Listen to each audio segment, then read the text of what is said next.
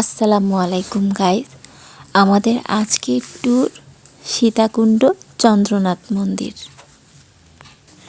গাড়ি থেকে নেমেই আমরা আগে আমাদের চারজনের জন্য চারটা লাঠি নিই, কারণ এই লাঠি আমাদের উপরে উঠতে সাহায্য করবে এবং নিচে নামতে সাহায্য করবে। এই লাঠি ছাড়া ওঠার চেষ্টাও করবেন না, কারণ একটা সময় গিয়ে দেখবেন আপনার পা আর চলতেছে না, তখন এই লাঠিটাই আপনার নির্ভরশীল। সীতাকুণ্ড মানেই পাহাড়, ঝর্ণা আর সমুদ্র, যেখানে গেলে আপনার মন প্রাণ ভরে যাবে, মন খারাপ থাকতেই পারবে না। অপূর্ব সৌন্দর্যে ঘেরা এই চন্দ্রনাথ পাহাড়টি চট্টগ্রামের সীতাকুণ্ডে অবস্থিত। অত্যন্ত শক্তিপীঠ এই চন্দ্রনাথ মন্দির। অপূর্ব সৌন্দর্যের এই লীলাভূমি সর্বোচ্চ উঁচা পাহাড়ে অবস্থিত। এই চন্দ্রনাথ মন্দির, এখানে উঠতে গিয়ে অনেক ভ্রমণবিলাসী মানুষ মাঝপথ থেকে চলে যাচ্ছেন, কারণ অনেক কষ্টসাধ্য এই পাহাড়ে ওঠাটা। অনেক খাড়া খাড়া সিঁড়ি, যেটা সবার পক্ষে সম্ভব না উঠে যাওয়া, এবং অনেক মাটির রাস্তা আছে যেগুলো অনেক বিপজ্জনক। এই মন্দিরে ওঠার সময় ছোট ছোট আরও অনেক মন্দির আছে ছোট ছোট পাহাড়ের ভিতরে, আর যেটা আমরা ওঠার সময় দেখেছেন। আর এখানে অনেক কসমেটিক্স আইটেম, খাবারের আইটেম পাহাড়ে ওঠার সময় অনেক জায়গায় এগুলো পাওয়া যায়।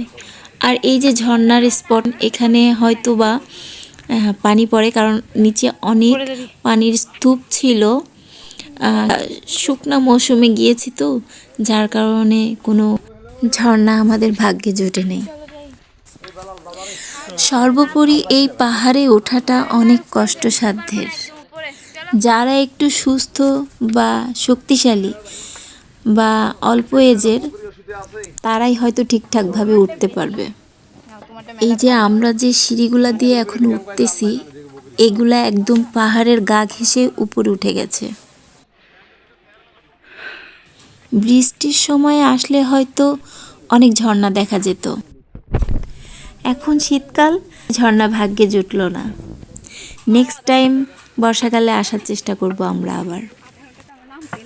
বন্ধুরা, এই পাহাড়ে ওঠার সময় অনেক বানর দেখবেন, বন্য বানর গাছে গাছে।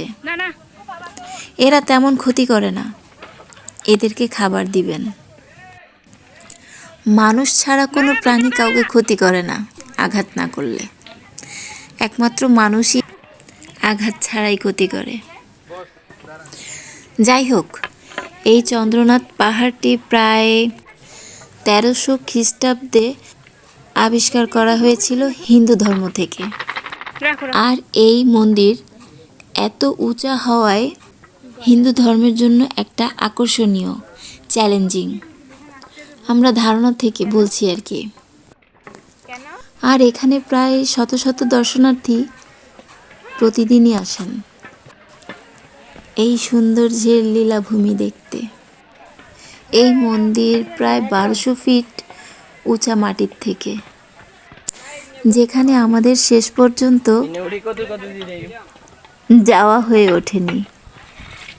এখন যে স্থানটি দেখতে পাচ্ছেন, এটা প্রায় 1000 ফিট উঁচাতে। আমরা এই পর্যন্তই উঠেছিলাম, কারণ আমার বোন অসুস্থ হয়ে বেশ অনেকটাই অসুস্থ হয়েছিল। ওকে একা ফেলে সাহস করে আর উপরে উঠিনি।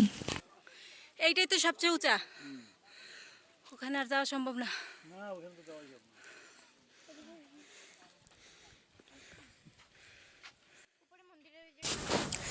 অসম্ভব সুন্দর এই পাহাড়ের চূড়ায় যদি আপনারা উঠতে না পারেন পাহাড় বেয়ে, তাহলে এখানে ওঠার জন্য আরও একটি অপশন আছে, যেটা কিনা গাড়ি দিয়ে যাওয়া যায়।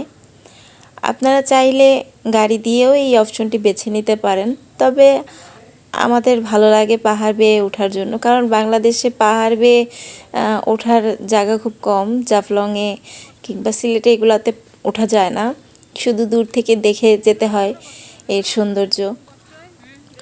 তাই আমরা ঠিক করলাম যে আমরা পাহাড় বেয়েই উঠবো। তবে অনেক কষ্টসাধ্য এই কাজটা করা।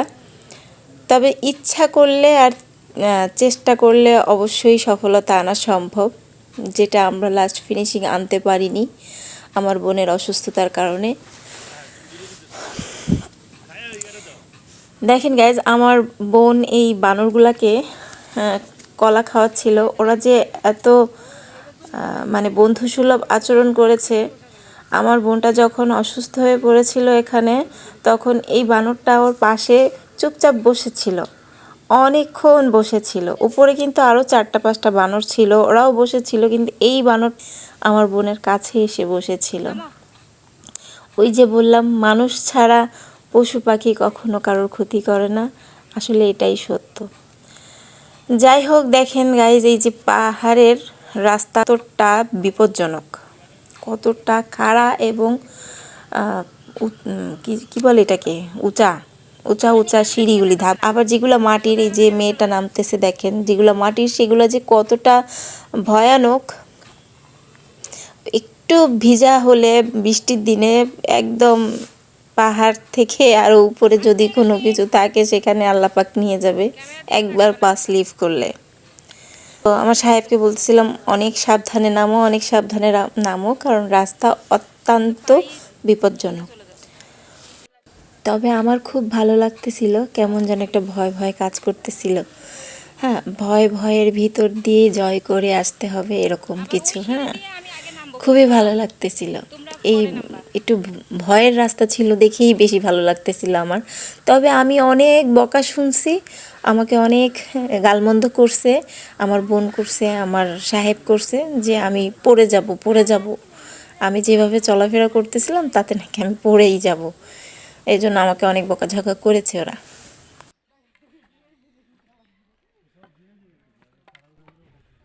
ছোট মাইনা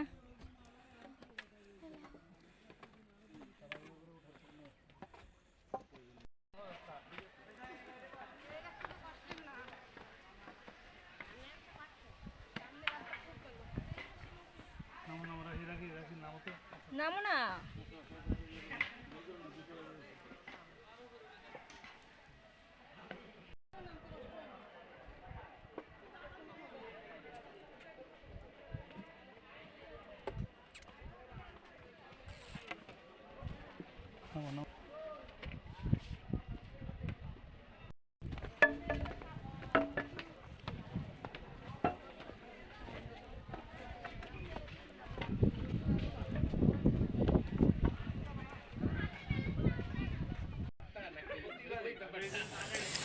তবে লাঠি কিন্তু আপনাদের নিতেই হবে, কারণ নামার সময় দেখবেন যে পা আপনাদের অ্যাডভান্স একাই দৌড়াচ্ছে, ব্যালেন্স রাখতে পারবেন না। লাঠি অবশ্যই মাস্ট লাগবেই। হ্যাঁ, এটা সহজ রাস্তা, নেমে যাও।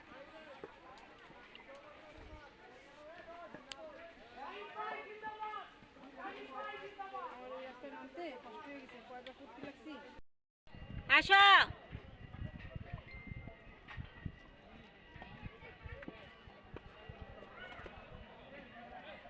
চলে যাও, নেমে যাও তুমি, আমি করি। তোমার পিছনে জায়গা নাই রাখি, তোমার পিছনে কিন্তু একটা কদমও জায়গা নেই।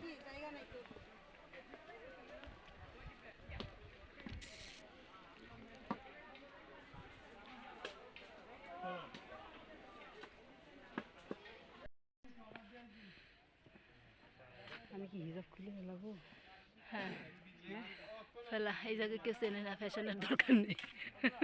ওই যে লোকটা মজার বিষয়, যখন আমরা উপরে ওঠার জন্য রওনা দিয়েছিলাম তখন একটা লোক আমাদেরকে বলেছিল যে আপু, এখান থেকে একটা ছবি তুলে যান। এখন ছবি তুলে যাবেন, আর ওই পাহাড়ের চূড়ার থেকে যখন ঘুরে আসবেন তখন ঠিক এখানে এসে আর একটা ছবি তুলবেন, তখন বুঝতে পারবেন যে কতটা জার্নি ছিল আপনাদের। আমরা মানে হাসতে হাসতে শেষ, যে ঠিকই বলেছে, সাজুগুজু একদম শেষ হয়ে যাবে ওখানে উঠতে উঠতে। কারণ আমরা তো সত্য কথা যেটা ওই যে বলে না ভ্যাটকায় পড়ছিলাম, আমরা ভ্যাটকাই পড়ছিলাম। আমার বোন ওখানে সেন্সলেস হয়ে গেছিল। হ্যাঁ, ওকে পানি টানি দিয়ে সুস্থ করতে হয়েছে। তাহলে বুঝতে পারতেছেন এটা কত কঠিন একটা কাজ, এই পাহাড়ের চূড়াতে ওঠাটা। তবে যে যাই বলুক, এই জার্নিটা আমার কাছে বেশ লেগেছিল। প্যারা বানানো বানাইতেছে, হ্যাঁ প্যারা বানানো খাও। হ্যাঁ মাখাই দেবো তো। আমি নিচে যেয়ে লেবু পিনিক খাবো।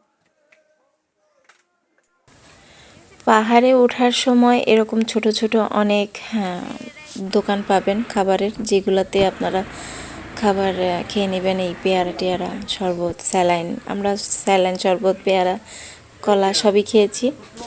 যাক আলহামদুলিল্লাহ, আমাদের অবশেষে জার্নি শেষ হলো পাহাড়ের। তারপরে আমরা পাহাড় থেকে নেমে একটা রেস্টুরেন্টে ঢুকি খাবারের লাঞ্চের জন্য দুপুরের। তো এই তো আজকের এখানেই ইতি টানছি। ভালো থাকবেন সবাই, দোয়া করবেন আমাদের জন্য, আমার পরিবারের জন্য। আশা করি ভালো লাগবে আপনাদের আজকের ভিডিওটা। আল্লাহ হাফেজ, বাই বাই।